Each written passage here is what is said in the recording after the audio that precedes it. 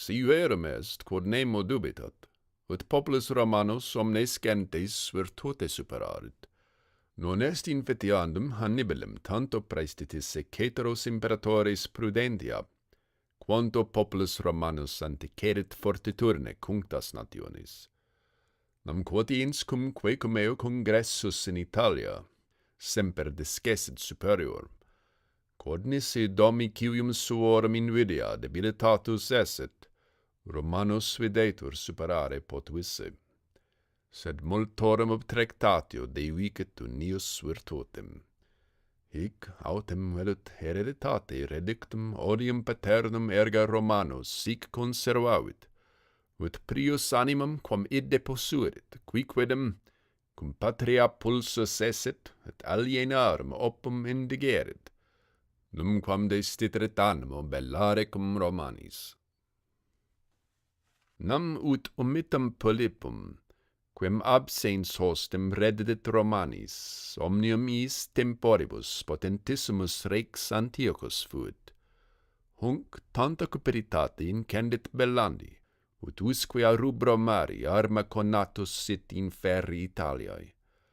Ad quem cum legate venissent Romani, quid eos voluntate explorarent, darentque operam consiliis clandestinis ut Hannibalem in suspicionem regi adducerent, tamquam ab ipsis corruptus aliat quae ante assentiret, nequid frustra fecissent, idque Hannibal comperisset, sequi ab interioribus consiliis gregari vidisset, tempore dato adiet ad regem, aique cum multere fide sua, et odio in Romanos commemorasset, hoc adjunxit, pater meos, inquit Hamilcar puerulo me, ut pete non amplius novem annos nato, in Hispaniam imperator proficiscens Carthagenem, Jovi optimo maximo hostias immolavit.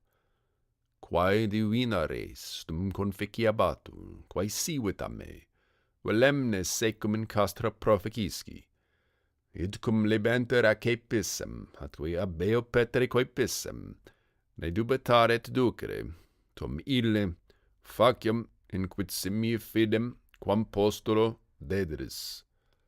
Simul me ad arma duxit, abit quam sacrificare instituerant, eamque ceteris remotis tenentem iurare iussit, numquam me in amicitia cum Romanis fore.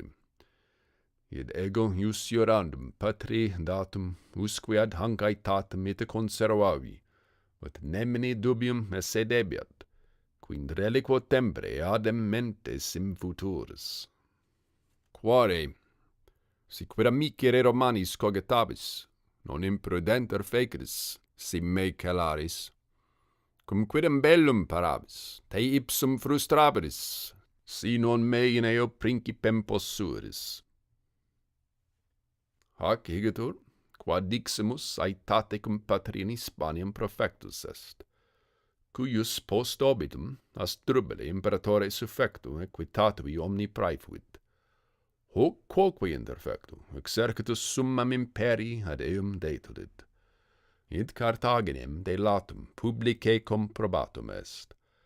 Sic Hannibal, minor quinque twigenti annis natus imperator factus, proximo triennio omnes gentes Hispaniae bellos subegit, saguntum foederatem civitatem vi expugnavit.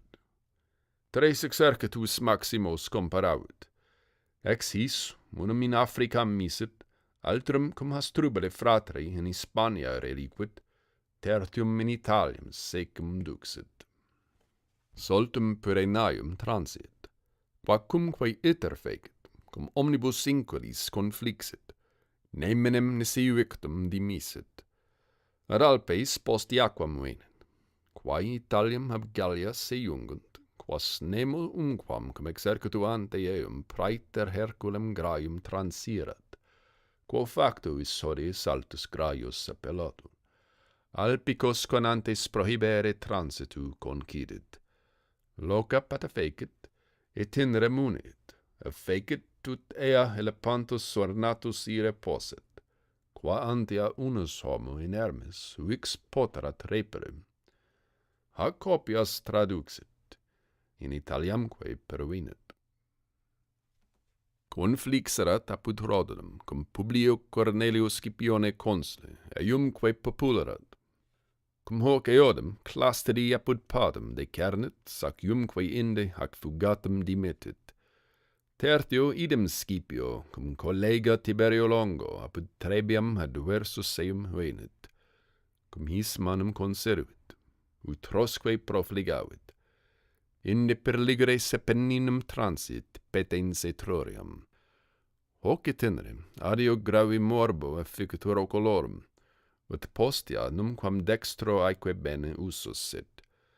Qua valetudine, cum etiam tum premeretur, lacticaque ferretur, Gaium Flaminium consulem, apud Trasumenum, cum exercitu insidiis circumventum occidit, naque multo post, Gaium Centenium praetorum, cum delectam manus saltus occupandem. Hinc in Apuliam pervenit. Ibi obium, ei venerunt duo consules, Gaius Terentius et Lucius Aemilius. Ut triusque exercitus uno proelio fugavit. Paulum consulem occidit, et aliquot praeterea consularis, in his cnaeum servilium geminum, qui superiore anno fuerit consul. Ac pugna pugnata, Romam profectus est nullo resistenti. In propinqui Serbi montibus moratus est. Cum aliquot ibi dies castra habuisset, et capuam reverteretur. Quintus Fabius Maximus, dictator Romanus, in agro Falerno eis se obiecit. Hic clausus locorum angustiis noctus, in ullo de tremendo exercitus se expedivit. Fabioque, calidissimo imperatori, dedit verba. Namque abducta noctis armente in cornibus iuving corum delegata incendit, eiusque generis multitudinam magnam dispalatum emisit. Quorem pentino obiecto visu, tantum terrorem iniecit exercitui Romanorum, ut egredi extra valum nemos et ausus. Hanc post rem gestam, non ita multis diebus Marcum Minucium Rufum, magistrum equitum pari ac dictatorem imperium, dolo productum in proelium fugavit. Tiberium Sempronium Gracchum, iterum consulem, in Lucanis absens in insidias inductum susterit, Marcum Claudium Marcellum, quinquies consulem, apud Venusiam parimodo interfecit, longum est omnia enumerare proelium. Quare hoc unum satiseret dictum, ex quo intelligi possit, quantus ille fuit, quam diu in Italia fuit, nemo ei nacie restitit, nemo adversus eum post canensem pudnam in campo castra posuit. Hinc in victus patriam defensum revocatus, bellum gessit adversus Publium Scipionem, filium eos, cum ipse primo apud Rhodenum, iterum apud Padum, tertio apud Trebium fugarat. Cum hoc exhaustis iam patriae facultatibus, cupivit in praesentiarum bellum componere, quo valentior postea congrederitur. In colloquium convenit, conditiones non convenirunt. Post id factum paucis diebus apud Zammam cum eodem conflixit. Pulsus, incredibile dictu, biduo et duabus noctibus hadrum metum pervenit, quod abest ab Zamma circeter milia passum trecenta. In hac fuga numerae, qui simulcum eo exacie exceserant, insediati sunt ei, quos non solum fugit, sed etiam ipso suppressit. Adrum eti reliquos se fuga collegit. Novis dilectibus paucis diebus multos contraxit. Cum in apparando acerre meas et occupatus, Carthaginienses bellum cum Romanis composuerunt. Ille nihilus setius exercitui postea praefuit res qui in Africa gest, temque mago frater eus, usque ad Publium Sulpicium Gaium Aurelium consules.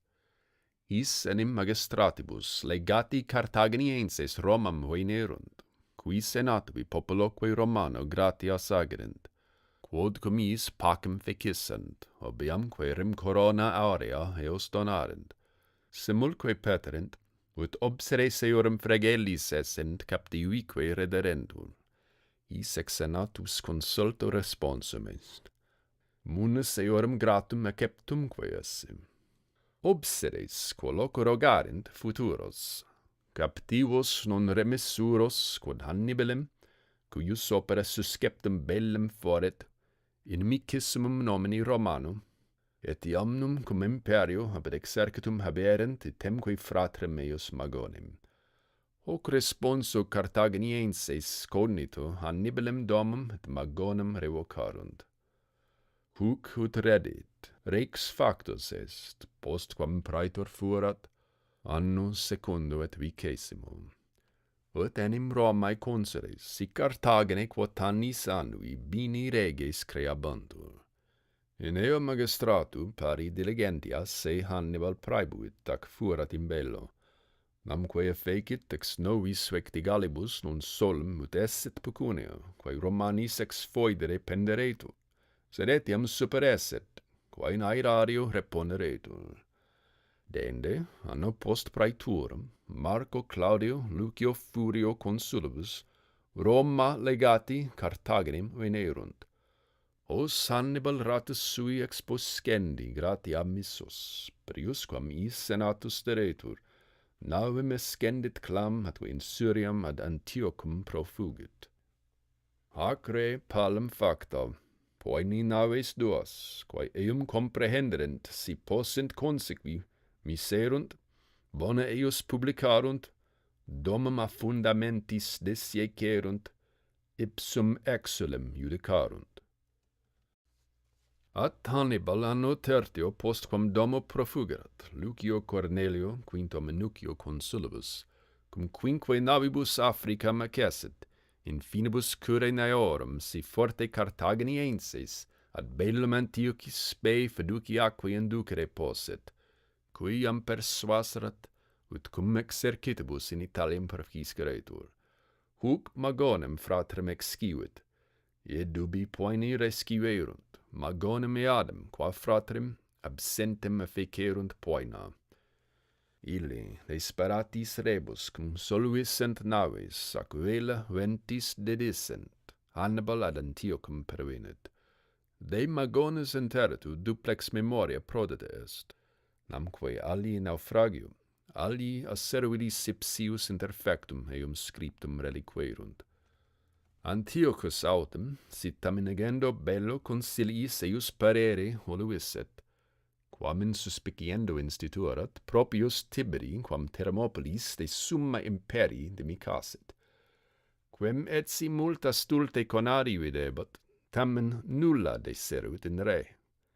Praefuit paucis navibus, quas exuria iusus erat in Asiam ducere, isque adversus Rhodiorum classem in Pampulio mari conflixit, quo cum multiturne adversariorum sui superadentur, ipse, quo cornu rem gessit, fuit superior. Antiocho fugato, verens ne dederetur, quod sine dubio accidisset si sui fecisset potestatem, Cretam ad Gurtunios venit, ut ibi quo se conferret consideraret. Videt autem vir omnium calidissimus in magno se fore periculo, nisiquid providisset, propter auritiam Cretensium. Magnam enim secum pecuniam portabat, de quas giebat exisse famam. Itaque capit tale consilium, amporas cum plures complet plumbo, summas operit auro et argentum. As praesentibus principibus deponet in templo Dianae, simulans se suas fortunas illorum fidei credere. Is in errorem inductis, statuas Aeneas, quas secum portabat, omni sua pecunia complete asque in pro patro domi abicit. Gortunii templum magna cura custodiunt, non tam ceteris quam ab Hannibale, ne ill inscientibus iis tolleret secumque duceret. Sic conservatis suis rebus, poenus, illusis Cretensibus omnibus ad Prusiam in pontum pervenit. Apud quem meodem animo fuit erga Italiam, neque aliud quicquam egit, quam regem armavit et exercuit adversus Romanus. Quem cum videret domesticis opibus minus esse robustum, conciliabat caeteros regis, adjungebat bellicosas nationes, decidebat tabeo pergamenos rex eumenes, Romanis amicissimus, bellumque inter eos gerabatur et mariet terra, sed utrobique eumenes plus vadebat propter Romanorum societatem, quo magis cupiebat eum Hannibal oprimi, quam si removisset faciliores sibi caetera fore arbitrabatur. Ad hunc interficiendum talem inet rationem, classe paucis diebus erant decreturi. Superabatur navium multiturne, dolo erat pugnandum cum par non esset armis. Imperavit quam plurimas venenatas serpentes vivas collegi, easque in vassa fictilia conici. Harum cum efficisset magnam multitudinem, die ipsum, quo facturus erat navale proelium, glaciarios convocat isque praecipit, omnes ut in unam eumenis regis concurrant navim, a caeteris tantum satishabiant se defenderim, id illos facies serpentium multiturne consecuturos. Rex autem in qua nave veheretur, ut scirant se facturum, quem si aut caepissent, aut interfecissent, magno is pollicetur praemio fore. Tali cortatione militum facta, classis abutrisque in proelum deducatur. Quorum acie constituta, priusquam sigdum pugnae daretum, Hannibal, ut pallam feceret suis, quo loco eumenes esset, tabellarium in scapacum caducio mittit. Qui ubi ad naves adversariorum pervenit, epistolamque ostendens, se regem professus est quaerere, statim ad eumenem deductus est, quod nemo dubitabat, quin aliquid de pace esset scriptum. Tabellarius ducus navig declaratas suis eodem, unde erat egressus, se recepit. At eumenes soluta epistula, nil in ea reperit, nisi quae ridendum eum pertenerent, cuius et si causam mirabatur, neque repriebat, tamen proelium statum committere non dubitavit. Quodam in concursu, Betunii Hannibalis praeceptu universi, navum eumenes adoriuntur. Quorum vim rex cum sustenere non posset, fugas solutum petit, quam consecutus non esset, nisi intras sua praesidia se recepisset, qua in proximo litere erant collocata.